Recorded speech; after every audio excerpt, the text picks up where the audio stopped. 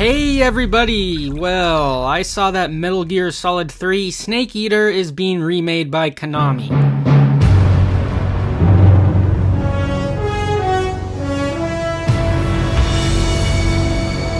It looks like an amazing recreation, and I just cannot wait to splash my cash on it because honestly, I've never played it before. The 2004 hit from Hideo Kojima is widely regarded as one of the best stealth-action games out there. I mean, it has pretty much everything, but I must inform you that I am a noob. I am a Metal Gear noob.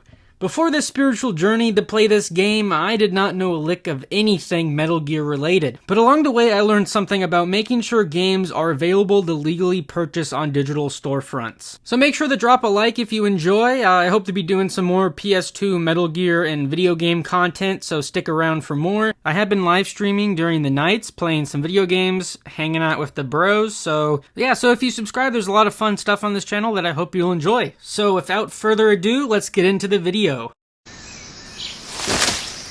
Commencing Virtuous mission now. So this new trailer for Metal Gear Delta sparked some pretty big hype in me. And I am still very, very new to this franchise, but I saw everybody freaking out about this online. And I'm like a shark in the water with blood, but instead of that, it's hype. I can smell hype from a mile away and I zone in on it. So some past viewers might know that Hitman is my favorite gaming franchise by a long mile. I just love stealthing around, sneaking around in video games. I grew up on Blood Money. Like legit, I was playing that game at 10 years old. So I love me some stealth gameplay, and I was told that Metal Gear offers some of the best stealth gameplay in all of gaming. I decided to check out Metal Gear Solid 5. I had it on my Xbox library for years since I got it for free way back when. And holy shit, it's amazing. Well, yes, because of that, but also it's just awesome. So instantly I'm like my cat when he sees catnip and I go, where can I play more? Where can I learn more about this beautiful lore that I struggle to understand? And that's when I found out about the third entry, Snake Eater. And it's technically the first game in the series because it serves as a prologue to everything. It was originally released back in 2005, a year which dealt us some of the most dank shit imaginable. Alright, so let me see if this is on Xbox, because that's what I'm playing Metal Gear Solid 5 on, and, that's kind of unfortunate. There's not much there at all. It sucks that there aren't any Metal Gear games for sale on Xbox, but maybe on another store. Nope! This gets to the main problem and the main reason why I wanted to make this video. Why is it impossible to legally buy Snake Eater in 2023 and these other Metal Gear games? So actually, while I was making this video, there was a Nintendo Direct announcement, and they announced something pretty cool. So once again, Snake Eater will be possible to buy along with Metal Gear 1 and 2. There's also some leaked rumblings about a Metal Gear Volume 2 collection, but I imagine if those come out, it will be a different version than even the base game, and here's why. If we do some searching, we can see the reason why these games were pulled from the stores, and it's pretty stupid. 2 years ago, they were pulled because of archival footage licensing. That's the lamest thing I've ever heard. Some stock footage of World War II is stopping people from playing this? I mean, it's pretty sad and disheartening for game preservation. I know everybody made a big deal and a big fuss when the Nintendo 3DS eShop went down, but I mean, I didn't even mind because literally every eShop program is able to be downloaded for free, albeit illegally, but it's there and it's easy to get on existing hardware. But for a game like this, PS2 and PS3 emulation is hard for me because I don't have a disk drive, and I don't even really understand how to set up this emulator. And I just like playing on official hardware. There's something about having the console running with the disc spinning inside that will just always hit different. I feel like so many games are just gone for all intents and purposes. Something like Oni, gone and forgotten, never to be officially bought and sold by a first party again. And of course, a game as popular as Snake Eater isn't just going to be lost, but it's happened to other games. Take Friday the 13th, for instance, because after this date, it's gone forever. Forever, forever. Shut and closed, you're never playing it again.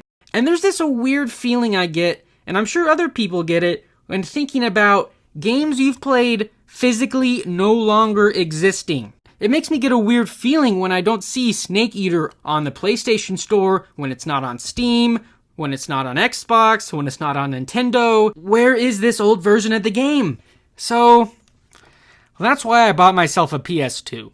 Yeah, nostalgia is a hell of a drug, and I'm inhaling that shit like Snoop Dogg. But let's get in the time machine and go back to a beautiful place I'd like to call 2005. Alright, so here we are in front of the elephants.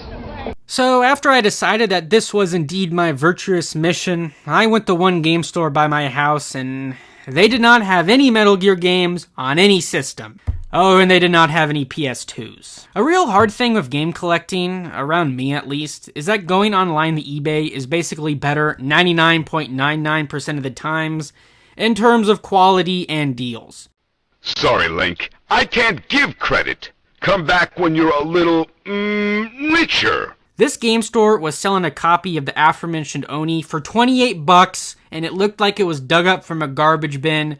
And I'm not even sure the sleeve was real. It looked like a reprint. So I went on that tangent to set up my opposition for you. That's what I have to sift through and sort through. Overpriced games and bad deals. But an overpriced game store is nothing compared to what I had to go through next to get my hands on the gold. I entered a used game store in an area of town that is a little suspect. In this store, when I went into it, it was an absolute goddamn mess. It just seemed like a tornado went through it. Like, I just don't get it. Like, how can you own a store and have a business and it looks like that? I'm not even trying to roast them. Like, some of those walls just look like they hadn't been cleaned since a midnight release party for Majora's Mask. But, alas, there I was. No turning back now. So I went looking through their PS2 selection. What was literally just boxes of PS2 games stacked on top of each other like Jenga. Then there was a shelf of PS2 games, and just after looking through them all, sadly, no Metal Gear Solid 3. And it's at this point I should probably tell you this place has a 2.7 rating on Yelp.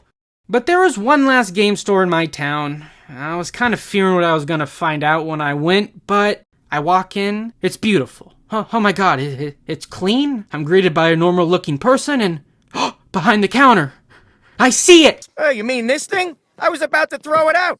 If anyone wants it, it's theirs.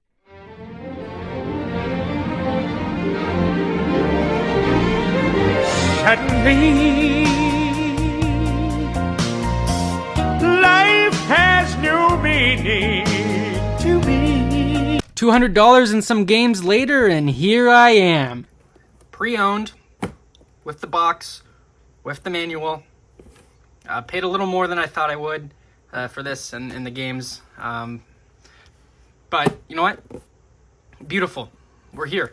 And that's all that matters. We're here together, enjoying this moment. Just enjoy it. Just look at it. Beautiful. I'm going to do a little unboxing here of this one. Technically, it's not like a typical unboxing because it's already been unboxed and I've already seen it. But pretty cool that it came with it. The original box for this. So there's the manual. Next, so this is the big pack, so it has all of the good stuff in there, and original controller, and it looks really nice. It looks like it hasn't been used. And then for the main attraction, what everybody's here for, what everybody's gonna be gaming on, everybody being me. Oh yeah, PS Sizzle number 2, the one that basically started it all. I think this is seriously as close as a mint condition controller as you can get in 2023. Like, this is really good. The sticks feel amazing. Like, they feel so smooth on the buttons. Oh yeah, I'm happy. This is literally that meme of you versus the guy she tells you not to worry about. It's actually so funny. I haven't used AV cables in so long that I'm actually kind of excited to use them.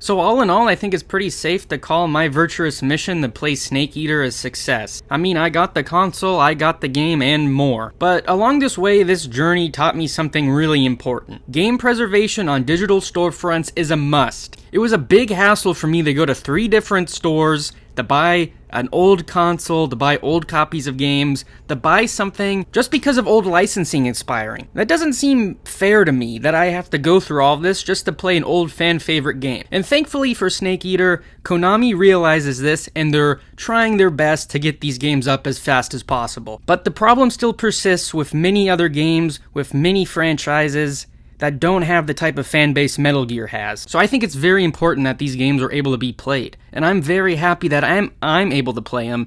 But are you able to play them? Is everybody able to play them? Not really. And that's the sad thing. So thanks for everybody who watched all this way. You're awesome. You're the best. Make sure to like and subscribe. We're going to be doing some pretty cool stuff on this channel coming up. I've been doing live streams like I mentioned at the start. I've been playing some Vice City on the PS2. I absolutely love that game. So yeah, if you just want to come in during the nights, hang out, chat, that's what the live streams are here for. So thanks again, everybody, for watching. I hope you have a great rest of your day, and have a good one.